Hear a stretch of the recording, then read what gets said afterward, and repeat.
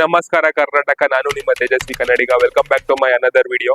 ಈ ವಿಡಿಯೋದಲ್ಲಿ ನಾನು ಹೇಳೋದಕ್ಕೆ ಹೋಗ್ತಾ ಇದ್ದೀನಿ, ಮೊನ್ನೆ ನಡೆದ ಶ್ರೀರಾಮನವಮಿ ಹಬ್ಬದ ದಿನ ಶ್ರೀರಾಮನಿಗೆ ಸೂರ್ಯ ತಿಲಕವನ್ನು ಇಡಲಾಯಿತು. ಹಾಗಾದ್ರೆ ಆ ಸೂರ್ಯನ ಕಿರಣಗಳು ಹೇಗೆ ಬರುತ್ತದೆ ದೇವಾಲಯದೊಳಗೆ ಎಂದು ನೋಡೋಣ ಬನ್ನಿ.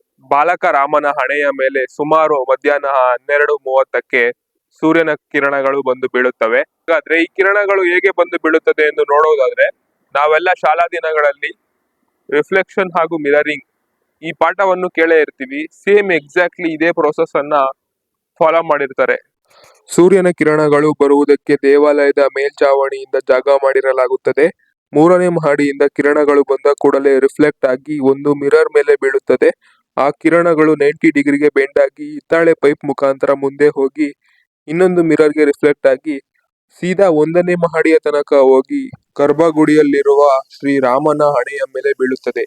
ಮಾನ್ಯ ಪ್ರಧಾನ ಮಂತ್ರಿಯಾದ ನರೇಂದ್ರ ಮೋದಿಜಿಯವರು ಅಸ್ಸಾಂನಿಂದ ಸೂರ್ಯ ತಿಲಕದ ದೃಶ್ಯವನ್ನ ಕಣ್ಣ ತುಂಬಿಕೊಳ್ಳುತ್ತಾರೆ.